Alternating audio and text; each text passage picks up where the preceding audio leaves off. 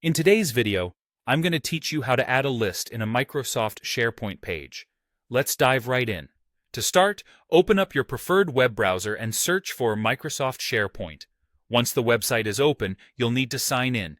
You'll find the Sign In option right there on the home page. If you have a Microsoft 365 account already signed in on the browser, you might find yourself logged in automatically. If not, just enter your email address and the corresponding password to access your account. After you've successfully logged in, navigate to your SharePoint site.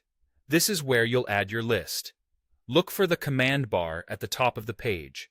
Here, you'll see a Plus New button. Click on it and then select List from the drop-down menu. This is where you'll begin the process of creating your list. Next, you'll need to decide how you want to create the list.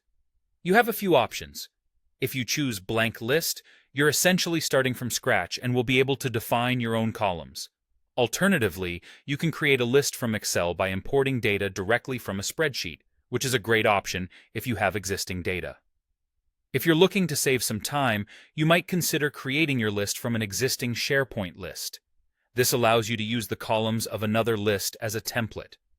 Lastly, SharePoint offers pre-designed templates, such as Issue Tracker or Content Scheduler, which can be very handy for specific use cases. Once you've made your choice, provide a name for your list. You can also add a description to give a bit more context to make it clear what the list is intended for. If you've opted for a blank list, just hit Create to finalize your setup. For the other options, follow the prompts on screen to configure the list according to the data source you selected. Now, with your list ready, you'll want to display it on a SharePoint page. Navigate to the page where you want to showcase your list. If the page isn't in edit mode yet, locate the Edit button at the top right corner of the page and click it to enable editing. Then, find the section where you want your list to appear and click the plus icon in that section. This will bring up the Web Part toolbox. You can either search for List or find it under the Data category. Once you see the List web part, select it. In the Property pane that comes up on the right, you'll see the option to choose the specific list you created from the available ones.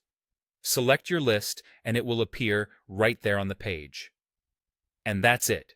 You've successfully added a list to your SharePoint page.